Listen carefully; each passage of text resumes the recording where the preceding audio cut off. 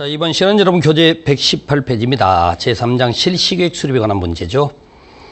자, 1번 문제 보니까 도시개발 사업의 실시계획이라는 내용으로 틀린 것을 은해서 물어보네요. 시행자는 실시계획에 관하여 개발구역 지정문제의 인가를 받아야 한다라고 되어 있다는 거죠. 우리가 지금 실시계획 인가권자가 지정권자죠. 그래서 이제 국토부 장관이나 시도에서 대도시장이 인가권자가 되는 거니까요. 자, 1번 맞고요. 2번 들어갑니다. 시도지사인 지정권자는 시장군수구청장의 의견을 듣고 실시계획 인가를 해야 한다. 맞는 거죠.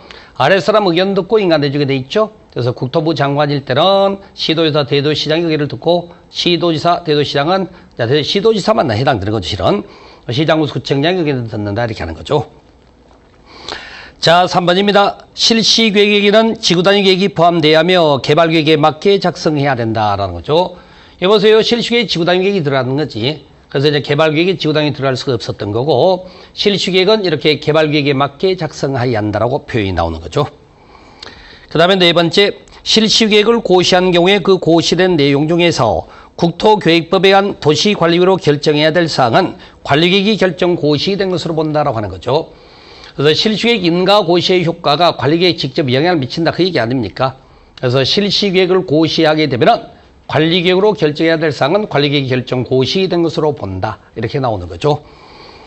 그러면 5번입니다. 위 4번의 규정에 따라 관리계획으로 결정 고시된 사항에 대한 지역도면 고시는 2년 이내에 해야 한다. 틀렸죠? 그래서 지역도면 고시를 하는데 특례가 인정이 되는 거죠. 그래서 관리계획상에서는 지역도면 고시가 원칙으로 2년 안에 이루어져야 되지만 개발사업의 특성이 그냥 싹 밀어버리고 새로 하는 사업이다 보니까 사업 시행 기간 이내에 하면 되는 거예요. 답은 5번이 틀리게 답 처리가 됐습니다. 자, 2번 문제에 들어갑니다. 실시계획에 관한 설명으로 틀린 것 찾기입니다. 1번 시행자는 지구단위계획이 포함된 실시계획을 작성해야 된다라고 되어 있던 거죠. 그래서 시행자가 이제 실시계획을 작성하는 과정에 지구단위계획이 포함된 실시계획을 작성해야 된다라고 하는 거죠. 자, 2번입니다. 시행자는 사업시행 면적을 100분의 10의 범위에서 감소시키고자 하는 경우에 인가받은 실시계획에 대하여 변경 인가를 받아야 한다라고 되어 있는데 경미한 변경에 해당되는 모습 아니겠습니까? 여기 보면 그렇게 되는 것 같죠. 자, 실시계획 인가받은 것을 병의할 때 변경 인가 받는 겁니다. 그런데 이렇게 구체적 사례가 적시돼서 나타난 경미한 상의 변경일 때는 인가받을 필요 없죠. 그러하지 않다는데 변경 인가 받아야 한다는 말은 틀렸다는 거지. 그래서 여기 보니까 내용이 시행 면적의 100분의 10의 범위 안에서 면적이 감소하는 경우 이걸 말하는 거죠.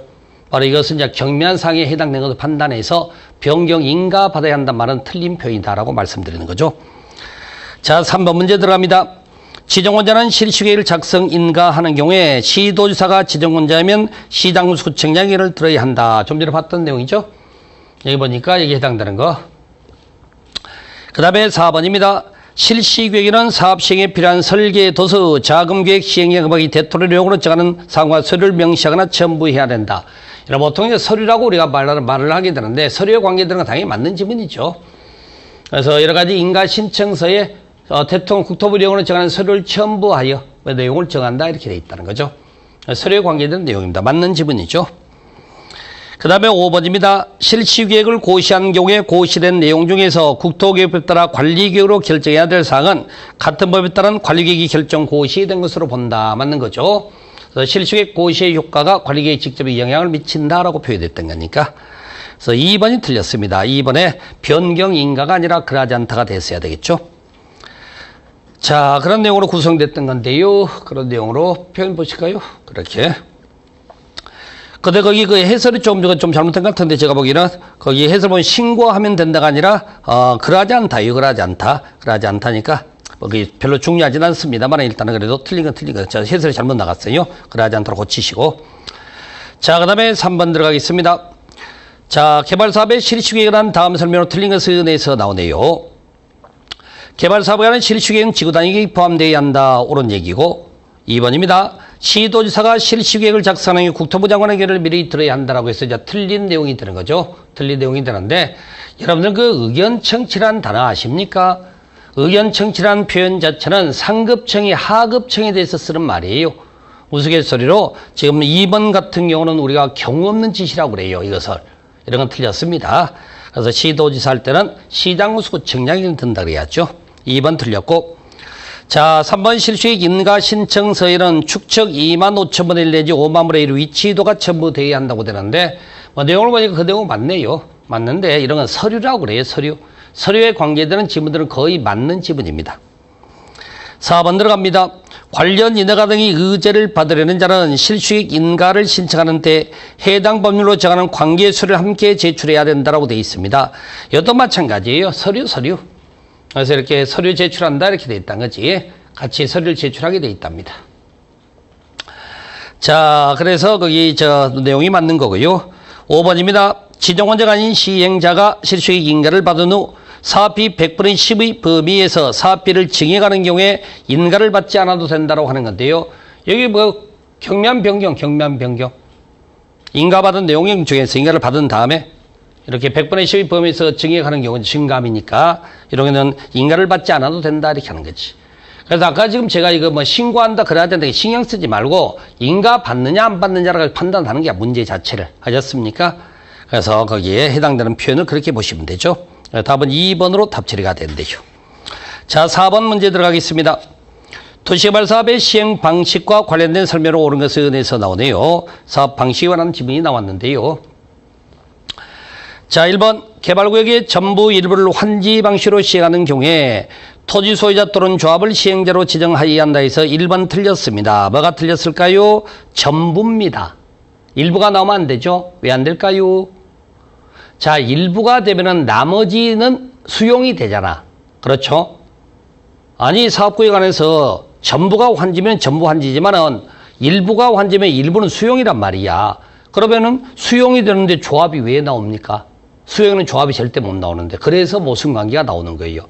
그래서 거기 조합 때문에 틀렸습니다. 2번입니다. 개발 사업을 시행하는 지역의 지가가 인근의 다른 지역에 비하여 현저히 높은 경우에 수용 사용 방식으로 시행한다는 거지. 틀렸죠? 자, 지금 수용 사용 방식이 되기 위해서는 집단지이라는 단어가 나와야 된다고. 집단지이라는 단어가. 근데 거기는 문장에는 집단적인 게 없지 않습니까? 지금 여기에 해당되는 표현인데 이렇게. 그래서 틀렸다고. 집단지라는 단어가 없어서. 세 번째, 공공시행자가 개발사업의 시행방식을 환지 방식에서 전부 수용 방식으로 변경하는 경우에 시행방식을 변경할 수 있다. 뒤집어졌죠? 거꾸로 된 건데 우리가 지금 사업 방식은요. 자, 앞쪽이 수용이고 뒤쪽이 환지라고. 앞쪽으로 환지가 나오면 안 되는 거지 일단. 그래서 이제 보통 땅값이 상승해서 사업 방식을 바꾸는 부분이기 때문에 바로 그 앞부분에 있어서 환지가 나오면 무조건 틀렸다고 하시면 돼요. 그 다음에 4번입니다. 개발구역으로 지정하는 지역의 부분적으로 환지 수용 방식에 해당되는 경우에 분할 혼용과 미분할 혼용 방식을 시행할 수 있다. 여기네. 혼용 방식일 때는 필요하다면 분할 혼용 방식과 미분할 혼용 방식을 할 수 있다. 그렇게 하는 거니까. 그 다음에 5번입니다. 계획적이고 체계적인 도시개발 등 집단적인 조성과 공급이 필요한 경우에 환지 방식으로 시행할 수 있다고 되어 있는데 집단지라는 단어가 나오면 무슨 방식이라고 그랬어요? 수용 방식으로 가야지. 수용 방식으로 이렇게. 자, 이렇게 해서 4번 문제를 통해서 여러분들이 여기에 해당되는 것을 판단을 한번 해보시기를 좀 부탁을 드리겠습니다. 자, 제4장 수용 방식 사업에 대한 내용 문제 좀 풀어보겠습니다. 4번 1번 도시개발 사업과 관련된 토지 등의 수용 사용에 대한 설명으로 틀린 것에 의해서 나오네요. 계획적이고 체계적인 도시개발 등 집단적이라는 단어가 보이네요. 그러면 아마도 수용 방식을 말할 것 같은데 집단적인 조성과 공급이 필요한 경우에 개발구역의 토지 등을 수용 사용 방식으로 사업을 시행한다. 맞습니다. 2번입니다. 한국토지주택공사가 토지를 수용하고자 할 때 사업 대상 토지 면적 3분의 2 이상의 토지를 소유하고 토지 소유자 총수 2분의 1 해당자의 동의를 얻어야 한다고 되어 있는데 자 보세요. 우리가 수용 방식에서 토지 수용입니다. 모든 시행주체가 수용할 수는 있지만 이렇게 3분의 1을 소유하고 총수 2분의 1 동의를 얻는 것은 누구만? 민간 시행자만.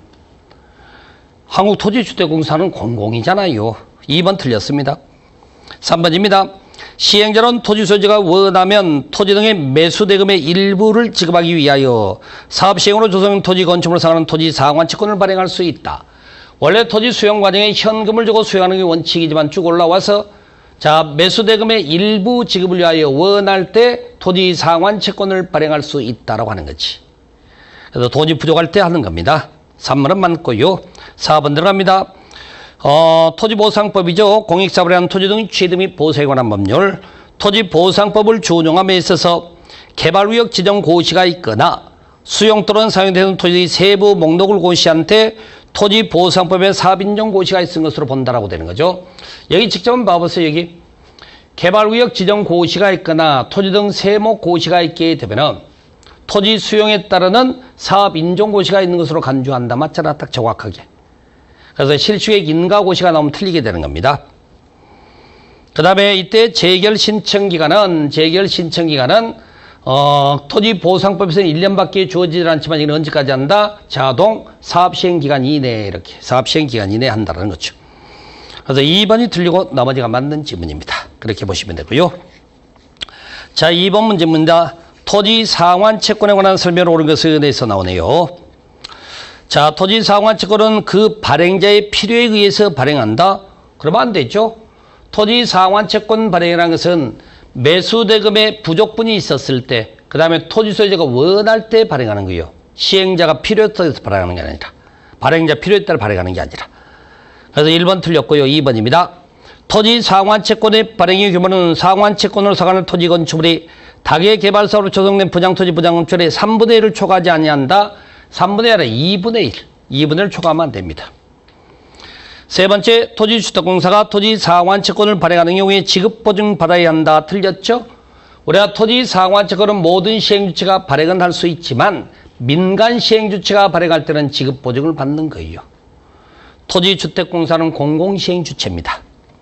네 번째, 토지 상환 채권의 이율은 발행 당시 금융기관의 예금금리 부동산 수급상을 고려하여 발행자가 정한다. 맞는 얘기죠? 이 내용은 맞고요. 그 다음에 네 번째입니다. 발행자가 정한다. 그 얘기지. 토지 상환 채권은 개발사업 후 조성된 토지로 상환하므로 이전이 불가능하다라고 되어 있는데, 자, 김영식 증권의 자체 특성은 이전이 불가능한 걸로 되어 있지만은, 여기 있잖아. 여기 이전이 가능한 예외가 있지 않습니까? 예외가. 그래서 4번만이 맞고 나머지가 틀렸고요. 3번 문제에 들어갑시다. 자, 수용 방식에서 원형지 공급에 대한 설명으로 틀린 것 찾기네요. 자, 원형지 공급이라는 게 있죠. 원형지 공급에 관계되는 것. 국가 또는 지자체가 복합개발 등을 위하여 실시한 공모에 선정된 자에게 원형지를 공급할 수 있다. 여기 보니까 공모에 선정된 자에 대해서 원형지 공급이 인정되고 있죠. 자, 두 번째, 원형지 면적은 개발구역 전체 토지 면적의 3분의 1 이하로 한정한다. 맞네요. 전체 면적 대비 3분의 1 이하로 한정되는 거고, 공급 면적은. 3번입니다. 원형지 개발자는 국가 지자체는 빼고 원형지한 공사 완료 공고일부터 5년 또는 원형지 공급 계약일로부터 10년 기간 중 나중에 도달하는 기간이 지나야 원형지 매각할 수 있다. 그게 틀렸네. 자, 지금 매각 금지 규정이 있죠. 원형지는 싸게 공급이 이루어지기 때문에 매각 금지 규정을 받는데 10년 이내 기간입니다. 물론 국가 지자체는 적용받지는 않습니다. 미리 팔아먹을 수 있어. 공사 완료 공고일로부터는 5년, 공급 기간은 10년입니다. 10년 지나면 팔아먹을 수 있다는 거지. 그때 선도래 기간 우선이라니까. 그래서 나중에 도달하는 기간이 지나야가 아니라 먼저 도달하는 기간이 되면 팔아먹을 수가 있어요. 그래서 3번 틀렸네요. 4번입니다. 지정원자는 원형지 공급을 승인할 때 용적률 등 개발 밀도, 토지 용도별 면적 및 배치, 교통 처리 계획 및 기반시설 설치 등에 관한 이행 조건을 붙일 수 있다. 이게 알아주겠습니다. 우리가 조건 나오면 무조건 맞다고 하세요. 시험 문제 풀 때는. 조건을 붙일 수 있다가 틀렸고. 맞는 거죠. 그러니까 맞고. 5번입니다. 원형지 개발자가 세부계획에서 정한 착수기간 안에 공사를 착수하지 않는 경우에 사업 시행자는 원형지 공급 계약을 해제할 수 있다라고 되어 있습니다. 원형지 공급 계약 해제 등에 관한 규정이에요. 그런 내용이 있습니다. 그래서 보시게 되면은 여기에 해당되는 건데, 착수기간 세부계획서에 착수기간은 공사를 착수하지 않더라. 그러게 되면 이제 원형지 시행자가 원형지 공급 계약을 해제할 수 있답니다. 물론 이때 뭐 2번 이상 시정 요구 불이행 시라고 되어 있지만은, 그래서 5번은 맞는 지분. 그래서 3번에 매각 기간에 관한 문제가 답 처리가 된대요. 4번 문제 들어가겠습니다. 수용 방식에 의한 사업 시행으로 조성된 토지 등의 공급에 관한 설명으로 틀린 것 찾기네요. 시행자는 조성 토지 등의 공급 계획을 작성 변경하여 지정원장에게 제출을 하되, 행정처에 한 시행자는 시장군수 지장을 거쳐서 제출하라 라고 되어 있습니다. 자, 시행자가 조성토지 공급계획을 작성하여 지정권자에게 제출하는 겁니다. 다만 비행정청 시행자라면 우리가 경유지라고 그러죠. 시장군수 구청장을 거쳐서 제출하라라고 하는 거죠. 정확히 맞는 표현. 자, 2번 시행자는 조성토지 등을 고시된 실시계획에 따라 공급해야 된다. 이겠네요. 실시계획에 따라 공급해야 된다라고 표현하고 있죠. 자, 3번입니다. 330제곱미터 이하의 단독주택 용지, 구미택 규모의 주택건설 용지, 공장 용지, 공공택지는 추첨으로 분양할 수 있다는 거죠. 자, 우리가 공급 방식은 원칙은 경쟁 입찰 방식으로 가되 수의학 방식과 추첨 방식이 허용이 된다고 그랬던 거지. 자, 이게 수의학 방식에 해당되는 것들이고, 그 다음에 이게 이제 추첨 방식으로서 네 가지가 있게 됐던 거죠. 근데 마침 그 네 가지 다 맞네. 3번의 내용이. 추첨 방식에 해당돼. 직접 암기를 하는 게 좋습니다. 4번입니다. 조성토지 등의 가격평가는 토지평가협의 시비를 거쳐 결정하되 그에 앞서 공인평가기관 감정평가업체라는 평가해야 된다고 되어 있습니다. 자, 이 내용은요, 이건 환지 방식에서 나오는 거지. 가격 결정에서. 환지 방식에서 가격 결정에 해당되는 겁니다. 이렇게. 그래서 지금 조성토지 가격 결정은 원칙은 감정가격으로 가되 감정가 이하로 정할 수 있다. 이렇게 나오는 거지. 그래서 4번은 환지 방식 가격 결정이었습니다. 그래서 4번 틀렸죠. 그 다음에 5번입니다. 학교 폐기물 처리시설 공공청사 사회복지시설을 위한 조성토지와 이주단지 조성한 토지를 공급할 때는 감정평가업체가 감정평가 가격 이하로 정할 수 있다. 여기에 해당되는 표현이 그대로 나왔네요. 이렇게. 그래서 조성토지 공급 가격은 원칙은 감정가격으로 가지만 감정가 이하로 정할 수 있다는 게 거기 5번 지문에 해당됐던 거죠. 4번이 틀렸습니다. 자, 5번 문제 들어갑시다. 조성토지 공급 등에 관한 설명으로 틀린 것 찾기네요. 개발사업의 시행자는 국토개발에 따른 기반시설의 원활한 설치를 위하여 필요하면 공급 대상자 자격을 제한할 수 있다고 되어 있습니다. 그래서 이제 공급 대상자 자격 제한이 가능하다는 얘기입니다. 그래서 공급 대상자 자격을 제한할 수 있다. 뭐 그렇게 보시면 돼요. 아무튼 공급 대상자 여기인데 시행자는 국토개발에 따른 기반시설의 원활한 설치를 위하여 필요하면 공급 대상자 자격을 제한한 공급 조건을 부여할 수가 있답니다. 1번은 맞죠. 2번입니다. 단독주택 용지로서 330제곱미터 이하인 조성토지는 추첨 방법으로 분양할 수 있다. 맞는 거죠? 단독주택 330 이하 추첨 방식 맞는 내용. 4번입니다.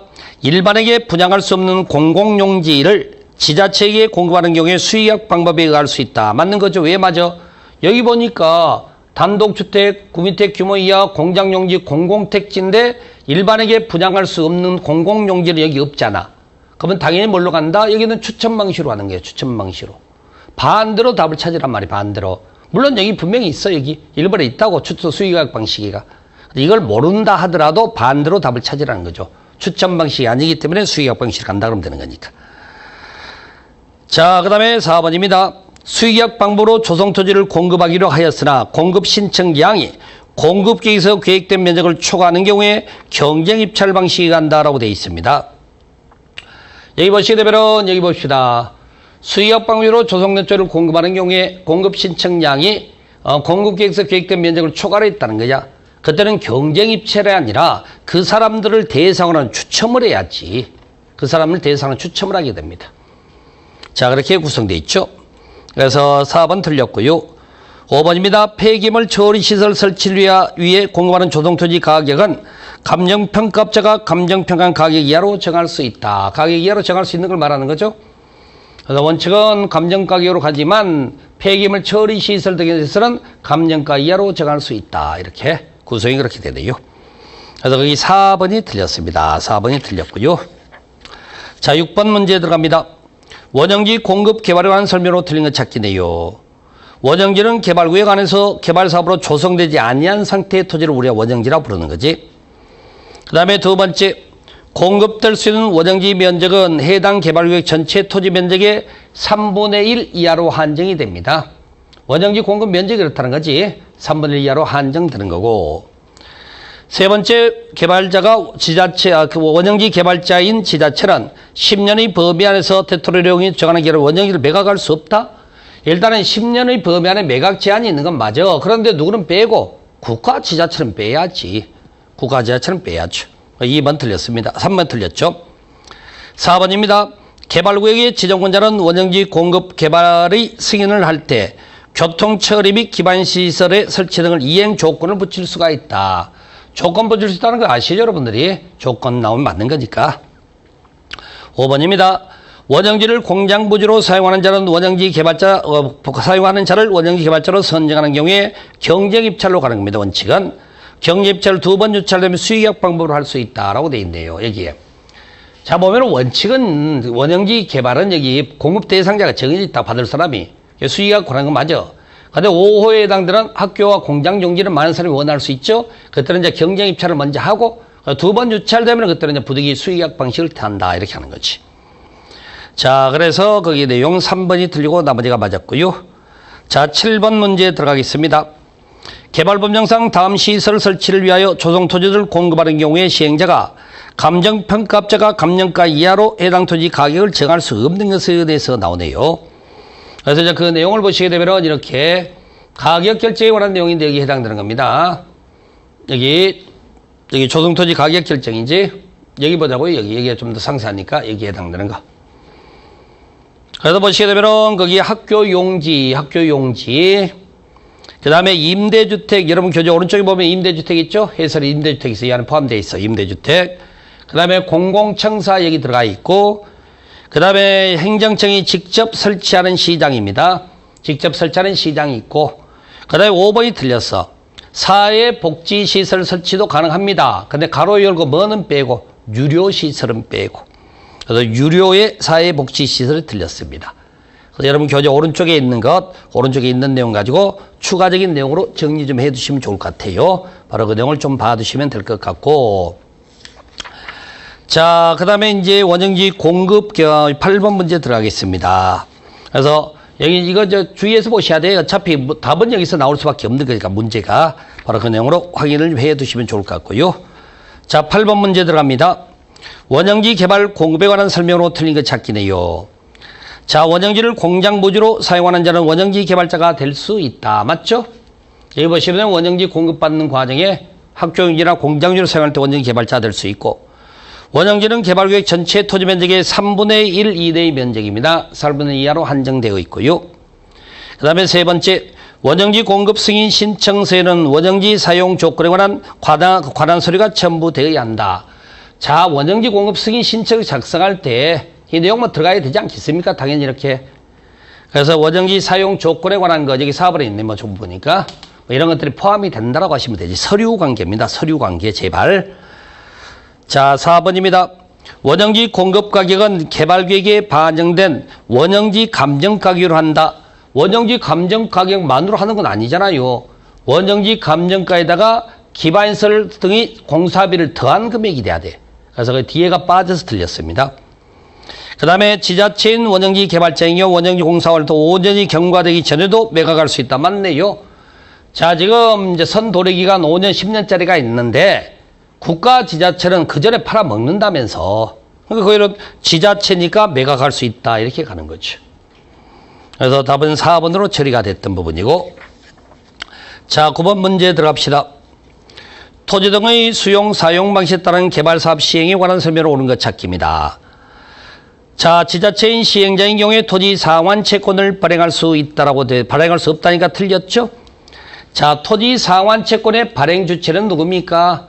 토지 상환 채권 발행 주체 모든 시행자. 자, 2번입니다.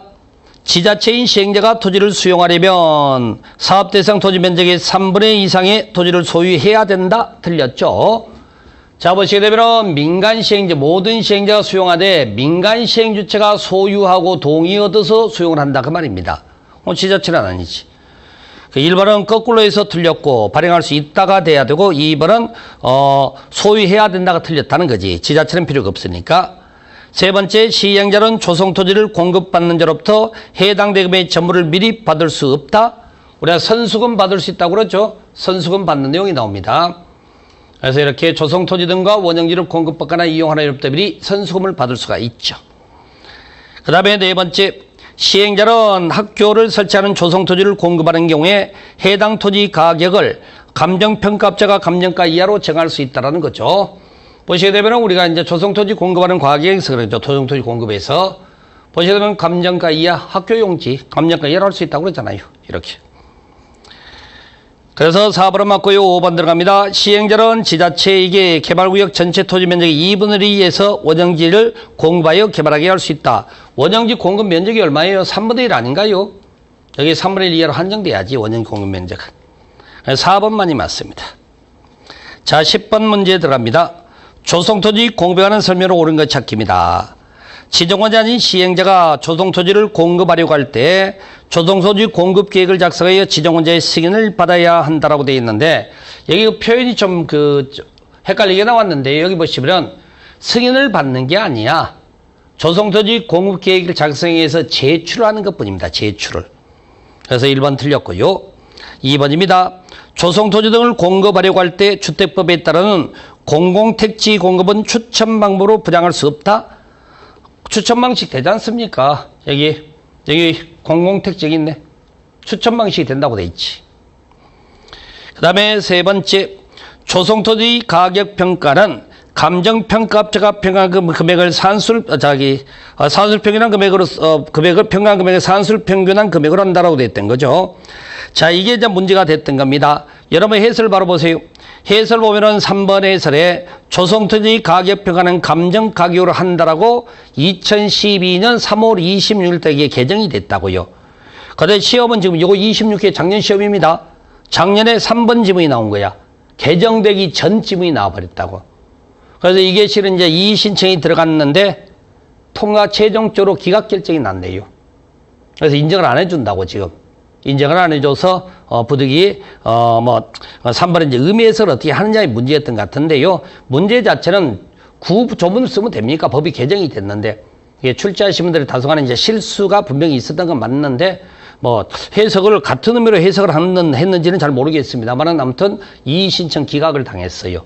그래서 어차피 답은 그 당시에 3번으로 답이 처리가 됐고, 지금도 이제 3번으로 일단은 생각을 할 수밖에 없는 게 됐죠. 그래서 정확하게는 오히려 거기 해설 써놨죠? 해설로 생각해서 기억을 해 주시면 좋겠습니다. 제가 왜 이 신청 기각됐는지에 대해서 제가 말 수 있는 상황이 아니기 때문에 아무튼 최종 기각이 되는 바람에 인정이 안 되고 있다 그 말인 거죠. 자, 그렇게 구성됐던 거고, 그 다음에 4번입니다. 공공청사 용지를 지자체에 공급할 때는 수의계약 방식이죠. 여기 공공청사라는 말이 없잖아. 그렇게 생각을 해야죠. 공공택지하고 다른 거지 않습니까? 정확히 찾으면 여기 있어요, 여기. 공공청사 용지. 일반에게 부양할 수 있는 게 아니니까 수의계약으로 하는 게 맞죠. 토지 상환 채권에 토지를 상환하는 게 수의계약 방법을 할 수 없다. 그래서 이렇게 여기 수의계약을 할 수 없다니까 4번도 틀렸고, 그 다음에 5번도 수의계약 할 수 없다니까 틀렸죠. 토지 상환 채권 수의계약 방식 돼야 될 거 아닙니까? 추천 방식이 아니고 수의계약 방식으로 가야지 어떡합니까? 그래서 답은 3번으로 처리가 됐고, 3번보다는 오히려 해설에 있는 3번으로 기억하고 넘어가시면 좋을 듯 싶습니다. 자, 여기까지가 수용 방식 사업에 관한 내용이었습니다. 여기 있는 문제 지문이라도 좀 꼼꼼하게 봐두시면 될 듯 싶습니다. 이번 시간 여기까지 하겠습니다.